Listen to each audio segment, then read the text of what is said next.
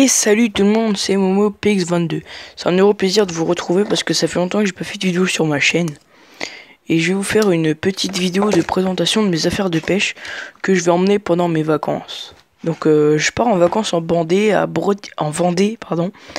Bretignolles-sur-Mer. Donc voilà, on va commencer par les cannes.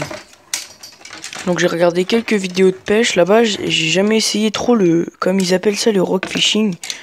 Donc comme canne que je prends ma Shimano Katana DX 2,40 m. Je la prends pour tout simplement pêcher dans le port les petits poissons quoi. Vite fait les petits poissons au leurre. Ensuite une canne surf casting pour sur la plage. Quand c'est marée haute tout ça, j'ai pris ça. Et ensuite ma canne en mer, ma canne à bateau. Une essentielle 7 nanana en 2,20 m. Donc après celle-là, la canne là, elle a déjà remonté plusieurs macros quand j'étais parti à la pêche au macro à Eurowistream. L'autre salle de surfcasting, quelques petits bars, des dorades aussi, beaucoup de dorades. Et la Shimano Katana détruite, quelques petits cendres et brochés pas encore.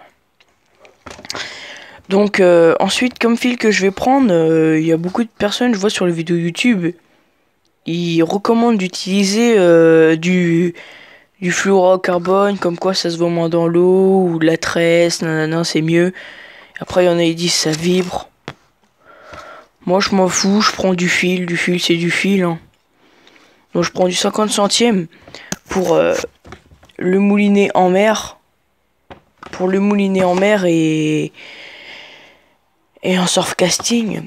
Sinon pour les leurres je vais sûrement prendre au 30 centièmes, ça suffit je pense largement.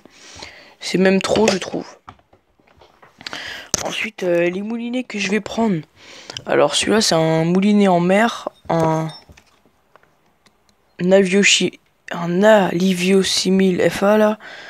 Je l'avais eu, on me l'avait offert. Donc dessus c'est du 50 centièmes que j'ai. Pour sur la canne en mer ou la canne de surfcasting, je sais pas si ça va les deux. On s'en fout, j'y vais pour pêcher, pour m'amuser, pas pour se nourrir, nanana. Donc, alors c'est un moulinet qui tourne vraiment bien. Bah celui-là je l'avais dû utiliser en mer pour les macros. Ensuite un petit moulinet Caperlan aussi qu'on m'a donné, comme quoi il buguait, c'est juste la personne elle avait du mal à l'utiliser. Parce que c'est un pour les brocher.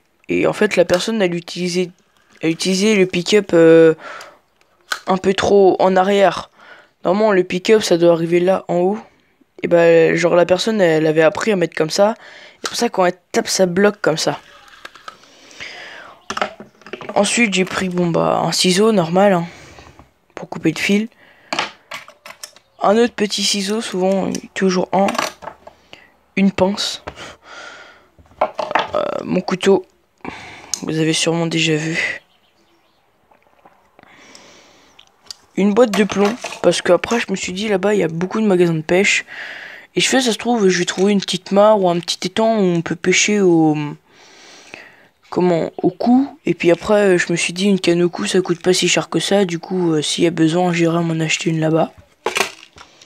Donc ma boîte de plomb. Ensuite j'ai pris des belles lignes. Donc c'est des belles lignes Metal Clip Homme à Dreux, je les avais achetées. Ça doit faire allez, sans vous mentir, ça fait au moins 3-4 ans qu'ils sont là dans ma boîte.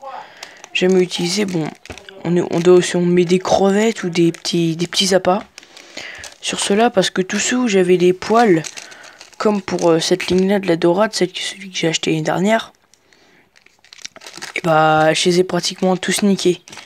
Parce que souvent quand on pêche au maquereau, soit on casse parce que on peut avoir vraiment beaucoup de maquereaux ou on s'en mêle vite fait. Donc ensuite ça, ensuite un espèce de montage. Ça j'ai jamais trop essayé. Mais les hameçons ils sont vraiment bien. Parce qu'on voit là où il y a les ardillons. Et il y a carrément des ardillons sur les côtés là. Comme quoi le poisson il se fait vraiment. Donc ça fait un peu comme ça dans l'eau en montage. Donc là ici c'est là où on met notre plomb. Pour que ça se colle au fond. Et là, notre fil, ça prend les poissons, les bars, les sinchards, les chanchards. Oh, je sais plus c'est quoi le nom. Après aussi, j'avais une petite ligne comme ça. Comme la première que je vous ai montrée. À part que les tiges sont en plastique.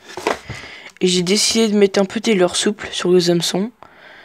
Parce que comme après on donne de l'animation ou pas. Et puis je fais comme on donne de l'animation, donc ça va bouger, je peux les prendre. Ensuite bah j'ai décidé de prendre tous mes leurres. Tous mes leurres que j'ai. Donc si vous connaissez pas tous mes leurres, je vous invite à voir ma précédente vidéo. Donc après j'ai pris mon leurre broché. Celui-là il est jamais parti dans l'eau. Il est encore tout neuf. Je l'ai acheté il y a longtemps. Et il est encore tout neuf. Lui bah il s'est déjà fait croquer un paquet de fois. Hein. Après voilà. Donc j'ai pris vraiment tous mes leurres. Tous mes leurres. Attendez. Hop. Il faut que ça maintienne le truc. Après, j'ai vu sur lui. Après, moi, ma connaissance personnelle, on m'a toujours dit que la couleur d'un poisson fait son agressivité. Du coup, je sais pas si je vais utiliser, admettons, les leurres orange, tout ça, pour les poissons. Parce que si les poissons, dans leur mentalité, c'est des couleurs, c'est agressif, ça sert à rien de prendre. Ça, c'est aussi, j'avais acheté ça l'année dernière, une espèce de déperlant. Bon, c'est que de l'acier, hein. C'est vraiment très lourd, il fait 28 grammes. C'est quand même, ça pèse. Pour pêcher le bar, on en avait fait quelques-uns, des bons. Donc voilà, j'espère, je vais sûrement essayer mes leurres pas trop colorés, admettons ceux-là ou même celui-là. Après j'en ai encore plein d'autres dans les boîtes, des petites cuillères, tout ça, mais on verra. Ça c'est un leurre à sèche. Ça, admettons les montages comme vous avez vu là, pour cela. En fait, on met notre plomb, un plomb comme ça c'est le seul plomb que j'ai. On met un plomb là, ici, enfin où il y a l'émerillon, et ensuite on fait courir un fil. À la file, on remet un émerillon et on fait ça. Et en fait, quand ça donne l'animation, le truc il est dans le sol. Et bon bah là, les piles ils marchent plus. Puis je sais pas comment on fait pour changer les piles parce que j'ai pas envie de le démonter, c'est le seul que j'ai. Pour pêcher les sèches. Parce que les sèches au barbecue, c'est... J'ai pas encore essayé celle que j'ai pêchée, mais d'après ce que j'entends, c'est très bon. Donc ensuite, mon plomb. Bon, ça c'est du 100 grammes, c'est le seul que j'ai. Hein. Mais je vais en racheter plusieurs.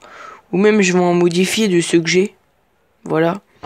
Ça nettoie, ça, on balance ça dans le dos de quelqu'un, hein, il va à l'hôpital tout de suite. Donc voilà, mais là je vais pas tout vous faire une présentation parce que je pense pas qu'il y ait besoin. Mais je vais montrer un peu. J'ai décidé de prendre un peu les cuillères à brocher, vous savez, les comme ça. Je sais pas, j'ai envie d'essayer. Enfin, tout du moins celle-là non, mais celle-là c'est sûr. Là, elle est restée accrochée. Celle-là c'est sûr, je vais l'essayer. Et après, je voulais vous montrer, genre admettons des leurres colorés comme ça. Je vais surtout pas les utiliser. Ces trois-là, sauf le gris. Le gris, si, peut-être je l'utiliserai. Mais tous les leurres colorés, faut vraiment éviter. Donc ensuite, voilà, on a fait un peu le tour de ça. Les bouchons. Bah, il m'en manque un. Bon, c'est pas grave. J'ai 3 bouchons. Bon, c'est des bouchons 15 grammes, 10 grammes. Et l'autre, il en fait 20. C'est des bouchons que je vais sûrement utiliser pour les lignes comme ça. Je vais installer un petit plomb, admettons un plomb de, je sais pas, 14 grammes sur la fin de la ligne. Puis comme ça va avec les vagues, ça va donner un peu d'animation. Donc ce qui va être bien, et comme ça m'évite de donner de l'animation. Ensuite, il y avait une personne qui m'avait passé des choses dans une vieille boîte à pêche. Une personne qui ne pêche plus actuellement m'a donné ça. Donc ça, je sais que c'est pour les sèches.